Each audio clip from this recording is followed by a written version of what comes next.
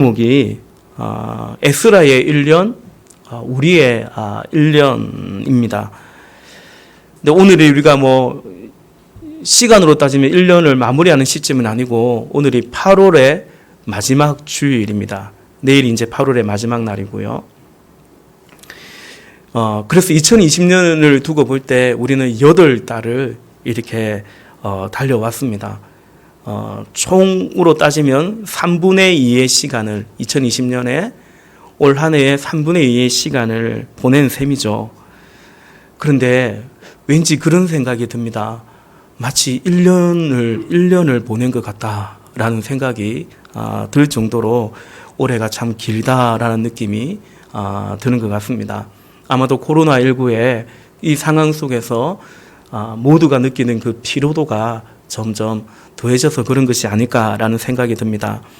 여러분 8월 한 달 동안 그리고 지난 8달 동안에 정말 수고 많으셨습니다. 오늘 이 예배 가운데 주님이 주시는 새 힘과 또 회복과 안식이 넘치기를 주님의 이름으로 축복합니다. 네. 근데 지금부터 자고 안식하면 안 돼요. 이왕 왔는데 같이 우리 하나님께 예배하고 그러시기를 바랍니다. 우리 서로도 한번 그렇게 한번 인사하십시다. 참 수고 많으셨습니다. 새 힘이 넘치기를 바랍니다. 우리 그렇게 한번 축복하겠습니다. 정말 수고 많으셨어요. 새 힘이 넘치기를 축복합니다. 네.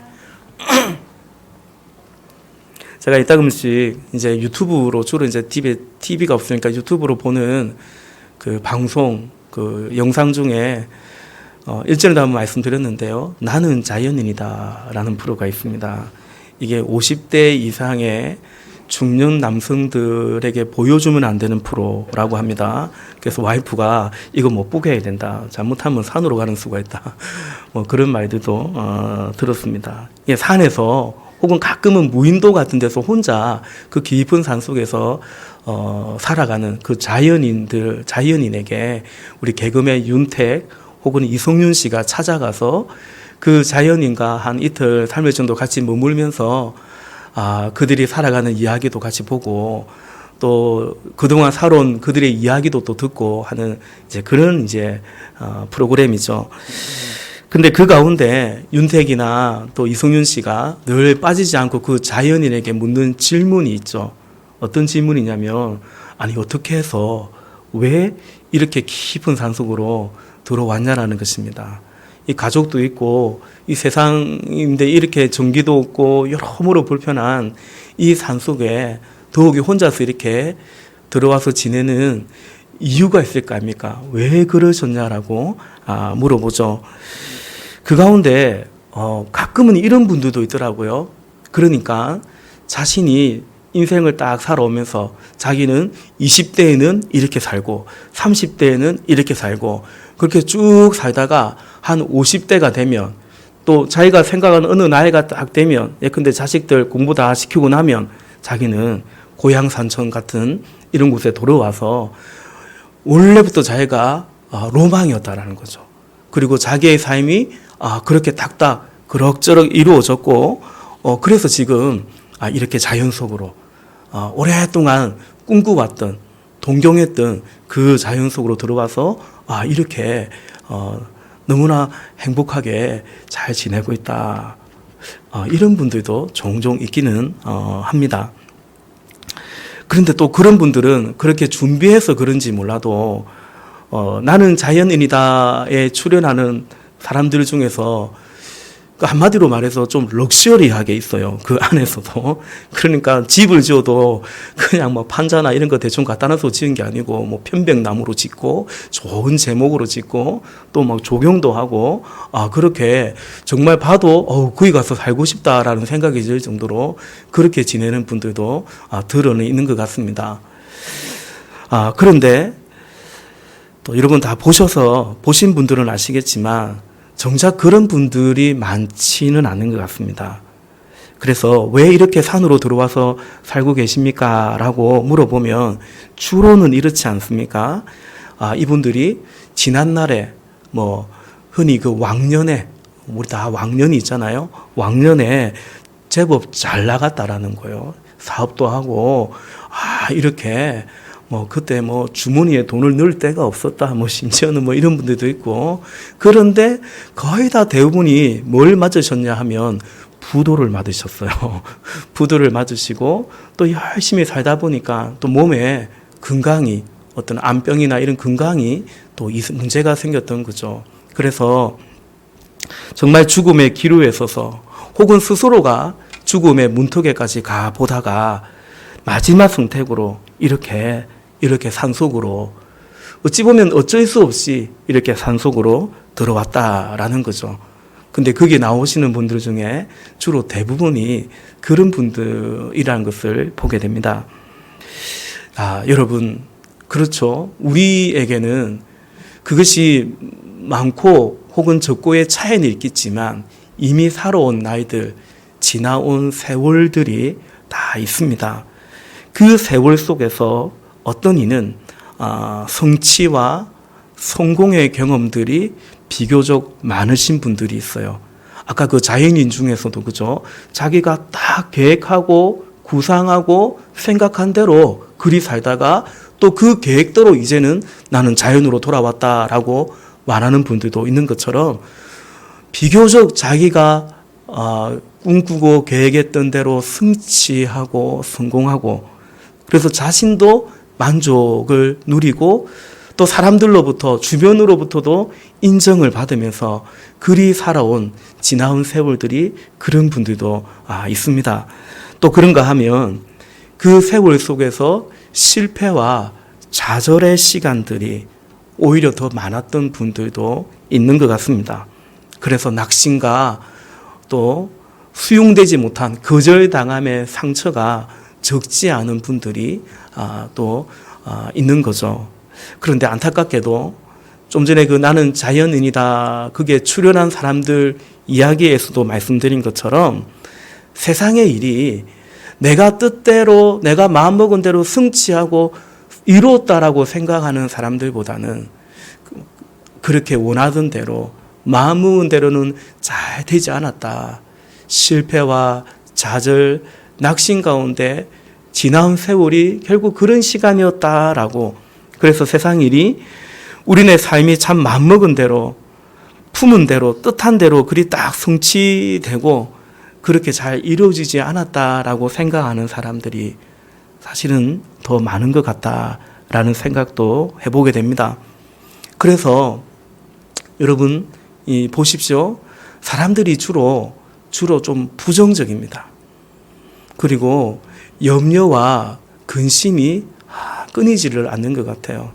정말 원하는 것은 마음에 강 같은 평화가 있고 그런 평안 속에서 또 기뻐하고 감사하며 그렇게 살고 싶은 마음이지만 정작 마음속에 원망과 불만과 불평이 자주 솟구치는 것만 같은 그래서 그 가운데 마음은 마음대로 상하고 또 몸도 몸대로 병이 드는 그런 인생들이 또 적지 않죠. 이것이 우리가 살아가는 삶의 현실, 현 주소와도 같은 것 같습니다.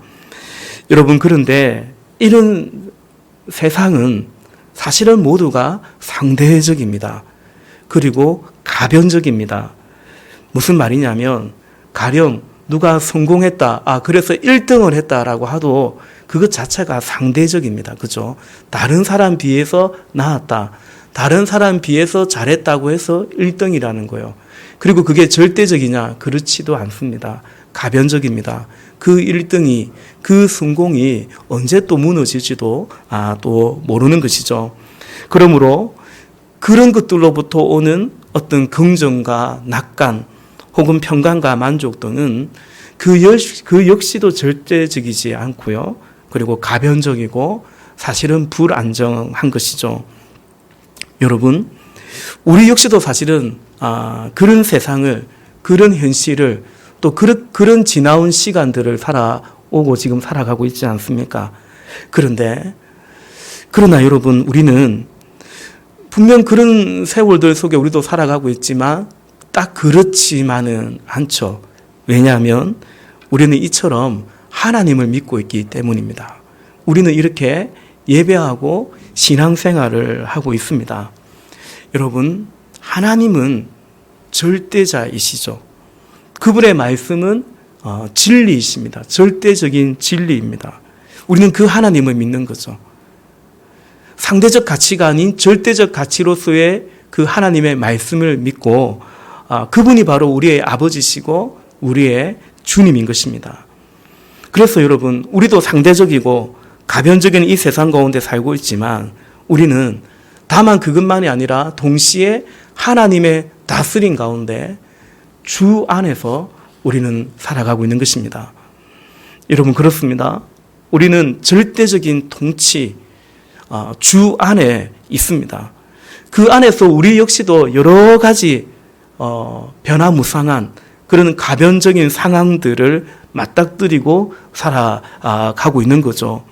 그래서 여러분, 성도인 우리는 우리의 어떤 희망과 우리의 긍정은 이 가변한 변화무쌍한 그런 어떤 일들로부터 그것에 근거해서 우리가 희망을 가지고 우리가 낙관을 하고 그런 것이 아니라 우리는 변치 아니하시는 그 하나님을 의지해서 그 하나님에게 우리의 희망을 두고 살아가는 것입니다. 우리의 평강과 우리의 만족도 그리고 우리의 근원적인 감사의 이유도 바로 하나님과의 관계, 우리 주님으로부터 우리는 가지는 것이죠. 그것이 우리를 부르신 주님의 축복이고 또한 우리 주님의 뜻입니다. 그래서 우리가 잘 아는 데살로니가 전서 5장 16절부터 18절까지 말씀에 이런 말씀이 있지 않습니까? 항상 기뻐하라, 쉬지 말고 기도하라, 범사에 감사하라. 이것이 그리스도 예수 안에서 우리를 향하신, 너희를 향하신 하나님의 뜻이니라 말씀하고 있습니다. 항상 기뻐하래요. 여러분, 이 항상 안에는 수많은 가변적인 변수들이 있는 거 아닙니까? 그렇죠? 그러니까 항상 기뻐할 만한 일만 있는 건 아닌데 근데 항상 기뻐하라 그래요. 또 범사에 감사하라 그래요. 언젠가도 말씀드린 것처럼 이 범사가 말 그대로 온갖 일들이 그 안에서 있지만 그러나 그 범사에 항상 기뻐하고 감사하라 말하고 있습니다. 왜냐하면 성도인 우리는 그 항상 그리스도 예수 안에 있기 때문에 우리의 그 모든 범사가 그리스도 예수 안에 있기 때문에 바로 그것에 근거해서 그러니까 그리스도 예수 안에서 우리 역시도 변화무쌍한 가변적인 많은 변수 가운데 살아가고 있지만 그러나 그런 것들은 가변적이지만 여전히 그대로 있는 절대적인 그리스도 예수 우리 주 안에 우리가 살아가고 있기 때문에 그래서 성경은 항상 기뻐하라, 쉬지 말고 기도하라, 범사에 감사하라. 이것이 그리스도 예수 안 그 절대적인 주님의 품 안에 있는 통치 안에 있는 우리를 향하신 하나님의 뜻이라고 분명 말씀하고 있습니다. 그러므로 결국 믿음이란 가변적인 어떤 일들에 기대어서 그 상황들에 근거해서 그것 따라서 일희일비하면서 혹은 오락가락 해가면서 사는 것이 아니라 믿음이란 절대적이고 불변한 그 하나님을 믿고 그분의 통치 속에 살아가는 것이 그게 믿음이요. 그것이 우리의 신앙의 여정인 것입니다. 그러므로 여러분, 믿음이 귀해요. 믿음이 귀하고 믿음 안에 거하는 것이 축복인 줄로 믿습니다. 오늘 이 예배 가운데 우리가 여전히 가변적인 많은 변수 속에 우리가 살아가고 있지만 그러나 그것을 뛰어넘는 주님의 평강과 위로가 오늘 이 예배 가운데 넘치시기를 주님의 이름으로 축복합니다. 여러분, 우리 교회는 지난 2달 동안 함께 에스라서를 묵상을 했습니다. 우리 개인적으로도 묵상을 하셨을 터이고 또 새벽마다 우리 그 말씀을 함께 또 상고하고 강론을 했습니다. 새로운 소식을 듣는 듯한 그런 표정인데 그래 했습니다. 에스라는 바벨론에서 이제는 그 페르시아 제국이 되어 있죠. 거기서 이제 살고 있다가 이렇게 다시 유다 땅 예루살렘으로 돌아오게 되죠. 포로로 돌아올 때 총 3번의 1차, 2차, 3차의 귀환이 있는데 에스라는 2차로 귀환하는 그 백성들 가운데 리더였죠. 에스라 7장 9절을 보면 그가 바벨론을 떠난 시점이 기록되어 있습니다. 우리 함께 여러분 성경을 10장이 본문이지만 7장을 보셔도 됩니다. 에스라 7장 9절 우리 앞에 스크린에도 있으니까요. 에스라 7장 9절 한 목소리로 함께 있습니다. 시작. 첫째 달 초하루에 바벨론에서 길을 떠났고 하나님의 선한 손에 도우심을 입어 다섯째 달 초하루에 예루살렘에 이르니라. 아멘. 이게 기원전 주전 458년인데요. 그 해의 첫째 달 초하루에 바벨론에서 길을 떠났다라는 것입니다. 정확하게는 그 바벨론의 아하와 강이라는 곳에서 12일을 이들이 머물다가 떠났기 때문에 약간은 차이 나지만 그러나 그들이 각자의 집에서 나와서 바벨론에서 떠나고자 그 집에서 나온 날은 어쨌든 첫째 날 초하루입니다. 그리고 하나님의 선한 도우심을 입어서 다섯째 날 초하루에 예루살렘에 이르니라. 그러니까 넉 달간의 바벨론에서 유다 땅으로 가는 그 여정의 시간들을 통과해서 드디어 예루살렘에 도달하게 되었습니다. 여러분, 에스라가 그 바벨론을 떠날 때 에스라는 학사 겸 제사장이었거든요. 그 에스라가 품은 뜻이 있습니다. 에스라가 품은 계획이 있습니다. 그것이 에스라서 7장 10절에 나와 있죠. 우리 또 같이 에스라 7장 10절도 같이 읽겠습니다. 시작. 에스라가 여호와의 율법을 연구하여 준행하며 율례와 규례를 이스라엘에게 가르치기로 결심하였더라. 아멘. 앞서 그 에스라는 2차로 귀환했으니까 1차로 귀환한 백성들, 그러니까 스룹바벨을 비롯해서 그 1차로 귀환한 백성들이 그렇게 회파되고 무너졌던 예루살렘의 성전을 재건했더랬습니다.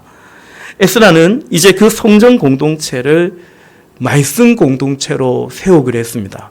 그래서 율법을 연구하고 그 스스로가 준행하고 율례와 규례를 이스라엘에게 가르치기로 결심하며 바벨론 땅을 떠나 예루살렘에 온 것이죠.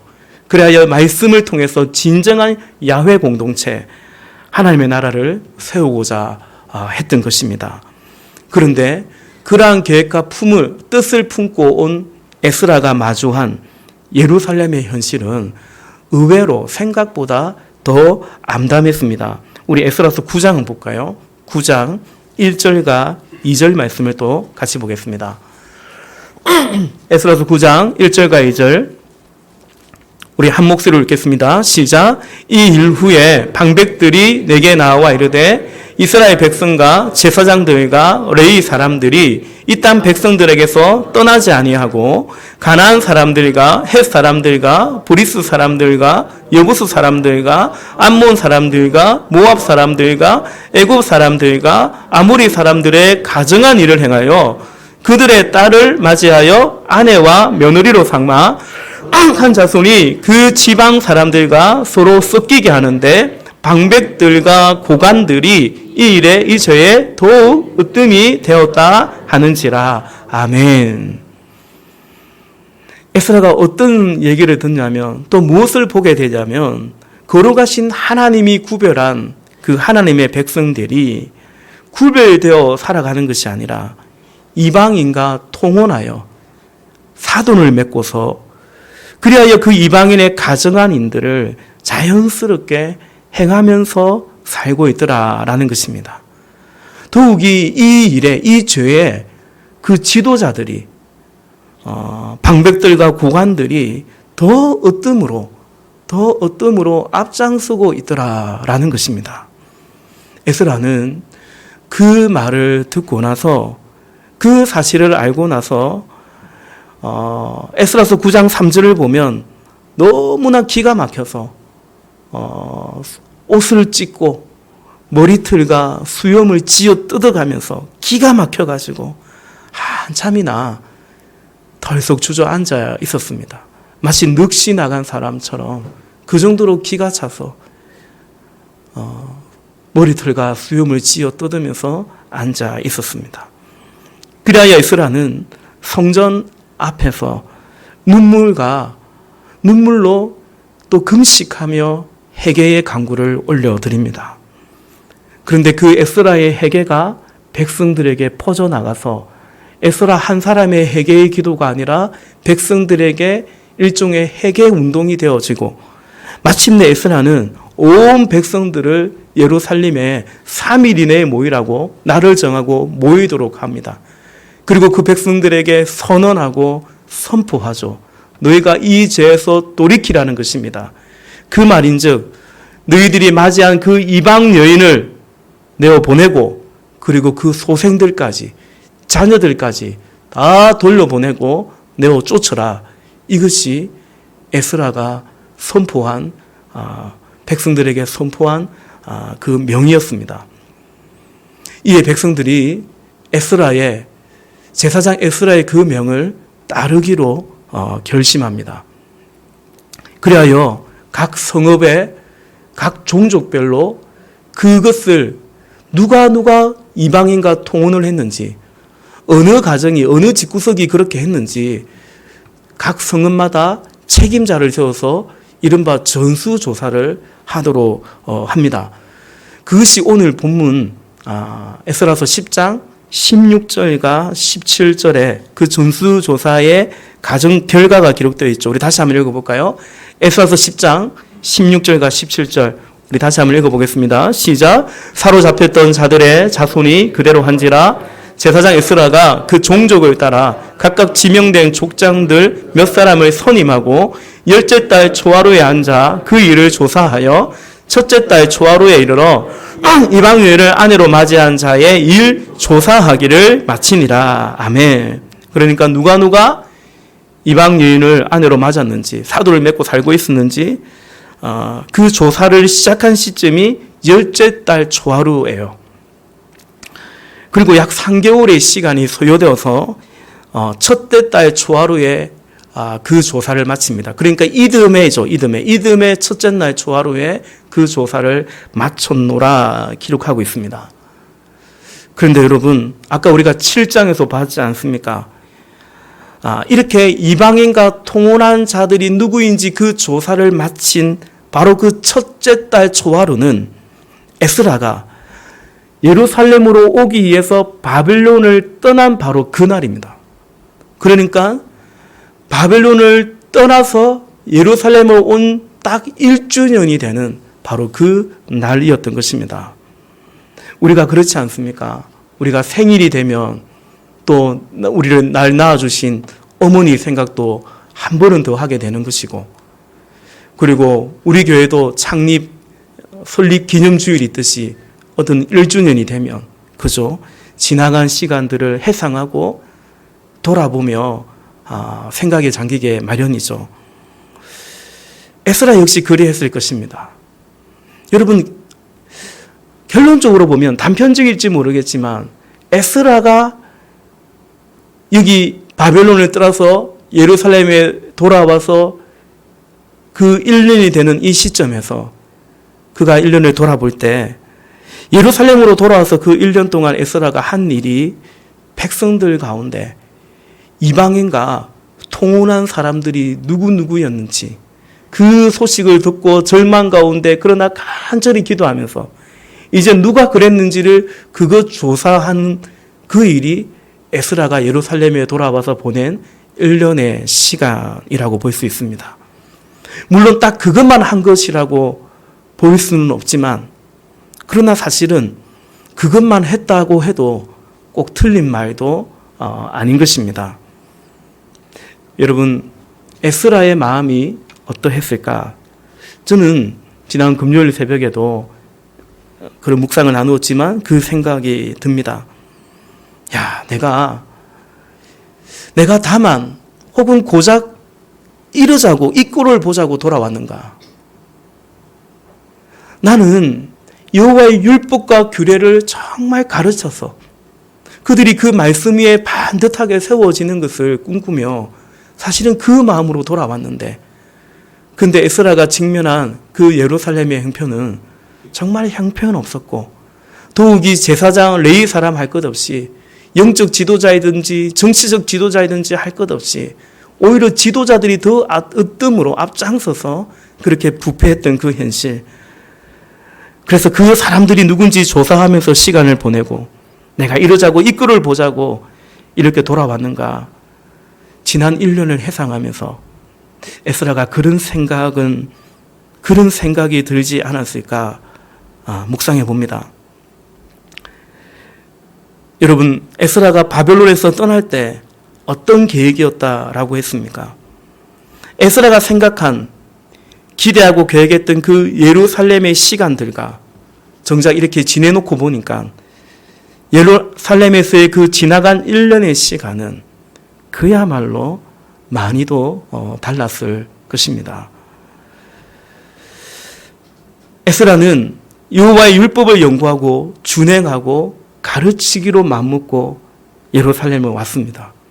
그래서 에스라는 돌아오면서 내가 이제 예루살렘에 가면 성전에서 하나님 말씀을 강론하고 또 이렇게 설교를 하고 그리고 각 성읍마다 순회하면서 또 말씀을 전하고 마치 부흥의 강사처럼 돌아다니면서 말씀을 강론하고 부흥회를 하고 아마도 자신은 내가 예루살렘에 돌아가면 이제 그런 일들을 하면서 살아갈 것이다.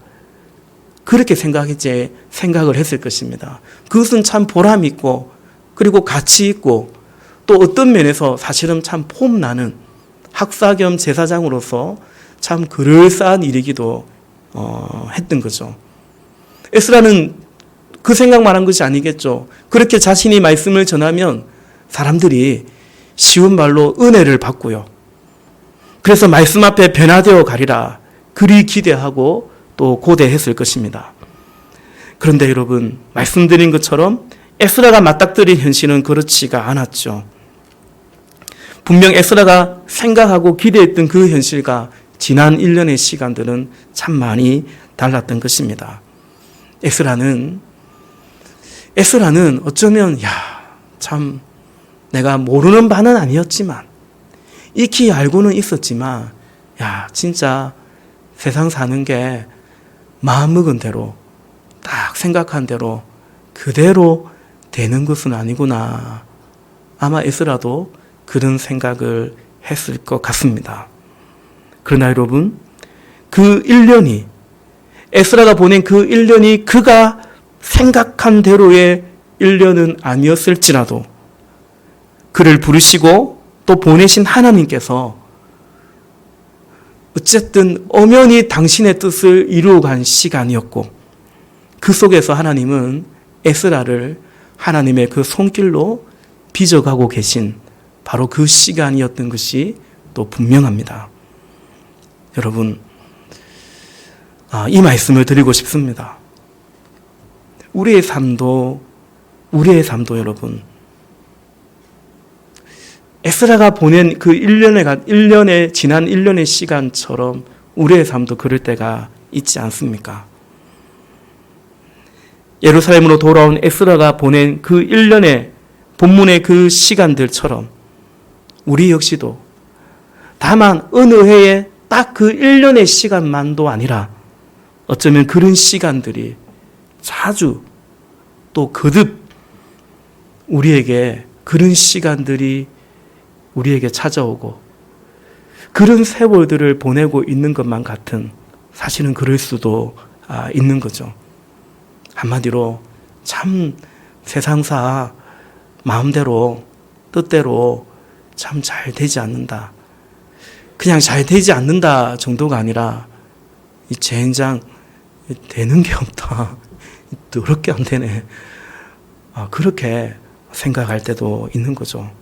그래서 사람들은 또 주를 믿는 우리들조차도 힘들고 지치기도 합니다. 그러니까 우리의 삶 속에서 일어나는 많은 그 가변적인 변수들이 나를 자꾸만 불리하게, 불행하게 하는 것만 같아서 그 안에서 지치고 낙심할 때가 분명히 있는 거죠.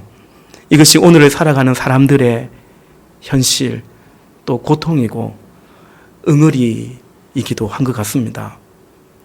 여러분, 우리뿐만 아니라 사람들이 사실은 인내하며 살아갑니다. 그래야죠. 그런데 또 지칩니다. 왜냐하면 의지가하니 인내한 것 같은데, 의지가하니 인내하는 것 같은데 잘 변화가 없는 것 같아서 그런 것 같습니다. 그래서 낙심이 오고 실망이 찾아오기도 합니다. 여러분, 실망한다라는 것은 언제 실망합니까? 예상과 다를 때, 기대했던 것과 다를 때 실망하죠. 그것이 어떤 일이기도 하고요. 혹은 어떤 그 누군가이기도 하고 사람이기도 하고, 때로는 하나님에게도 그럴 때가 있는 것 같습니다. 에스라의 1년도 어쩌면 그러했습니다. 분명 그가 생각한 것과는 그야말로 다른 양상들이 벌어진 시간이었습니다. 여러분, 에스라가 지금 예루살렘에 잠시 다녀온, 출장 온 그것이 아닙니다. 사실 그의 인생을 걸고 온 것입니다. 비록 이방 땅이었지만 훨씬 더 안정적이고 그리고 발전했고 부요했던 그 페르시아 제국, 그것도 왕에게 신임을 받고 있던 그 에스라가 하나님의 백성으로서 자신의 인생을 걸고, 그래서 예루살렘으로 돌아올 때도 왕에게 그 어떤 안전 조치를 부탁하지 아니하고 오직 하나님께 기도하고 금식하며 여기까지 그가 예루살렘으로 왔던 것입니다. 그런데 생각보다 예루살렘은 심각했고 참혹했습니다. 나는 진짜 정말 못들어지게 말씀을 전하고 사람들이 그 말씀으로 변화되기를 기대하고 그 뜻을 품고 왔건만 1년 동안 한 일이라는 것은 백성들의 그 죄악의 실상을 보고 애통해하고 회개하면서 금식하고 울면서 쓰러진 채로 성전 안에 있다가, 그리고 이제 그 백성들 누가 그런 짓을 했는지 조사하는 그 시간을 그렇게 보냈던 것이죠. 여러분, 중요한 것은 그 속에서 에스라가 다만 계속해서 비관적으로 있거나 그래서 결국 사명을 망각하지 않았다라는 사실입니다. 우리가 에스라서를 보면 알지만 그는 예루살렘의 그 참담한 현실에서 많이도 울고 많이도 금식했더랬습니다. 그러나 그 눈물은 다만 자신의 삶을 한탄하는 눈물만은 아니었습니다. 에스라는 그 가운데 하나님을 바라보았습니다. 그는 하나님 앞에 머물러 서 있었습니다.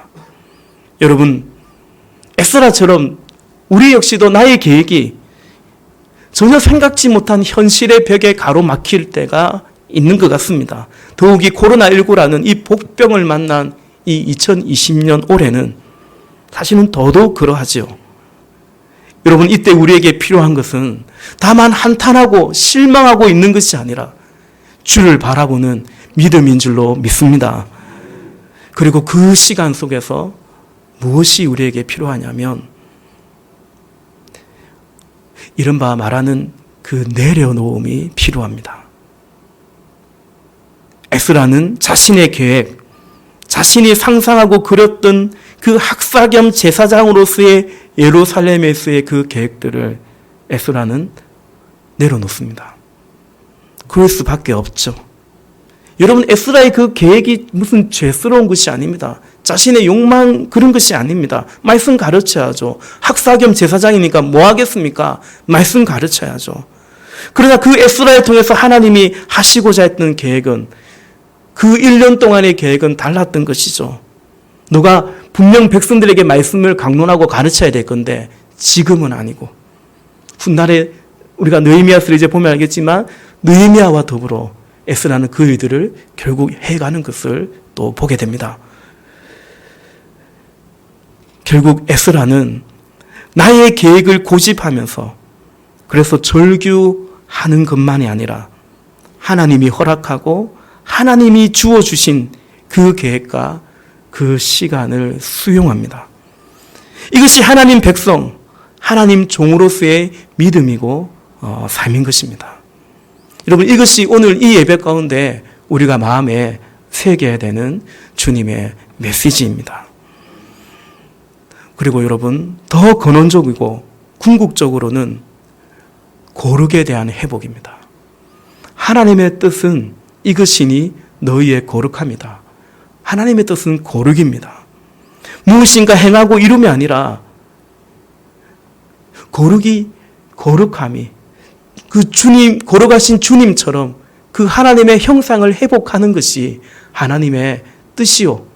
우리를 향하신, 에스라를 향하신, 그리고 그 유다 백성들을 향하신 하나님의 뜻인 것입니다. 그런데 여러분, 그 거룩은 상실을 통해 옵니다. 거룩한 상실이 있을 때 거룩이 만들어집니다. 내가 생각하고 내가 원하는 거, 그거 다 붙잡고 그거 다 집착해 가면서, 그러면서 거룩하게도 주님도 닮아가면서 그렇게 살아갈 수는 없기 때문입니다. 여러분, 내가 생각한 행복, 내가 생각하는 성공의 조건들을 포기하면 하나님이 생각하시고 하나님이 제시하시는 행복이 보이는 것입니다. 그것을 수용하고 그리고 누려야 되는 것입니다. 사실은 그것이 믿음의 여정인 거죠. 나의 것들을, 내가 집착하는 것들을 내려놓을 때 십자가의 주님이, 부활의 주님이 보이는 것입니다. 세상과 나는 간 곳이 없고 구속한 주만 보이는 것입니다. 이것이 나의 찬송이고 이것이 나의 간증이요. 여러분, 그때 주님의 말씀에, 주님의 계획에 우리의 삶을 의탁할 수가 있는 것이죠. 여러분, 이것이 코로나19 속에서 마치 1년 같은, 아니 1년도 더 되는 것 같은 지난 8달을 살아오신 여러분, 우리에게 주님이 주시는 메시지라고 저는 믿습니다. 우리가 붙잡고 있는, 더 나아가 집착하고 있는, 그러나 그것이 뜻대로만은 되지 않아서 낙심하고 실망하고 있는 우리에게 그것을 상실함으로 진정한 거룩함을 수용할 것을, 하나님이 주시는 계획과 하나님의 행복을 수용할 것을 주님이 말씀하시는 것입니다. 나에게, 주께서 말씀하시죠. 나에게 맡기라는 것입니다. 내 안에 거하라는 것입니다. 너의 생각대로의 그 인생을 고집하지만 말고 주께서 허락하고 인도하는 삶을 수용하고 누리라는 것입니다. 여러분 하나님은 선하십니다. 가장 선하십니다. 그래서 우리를 가장 선하게 우리를 인도하십니다. 그러므로 그분에게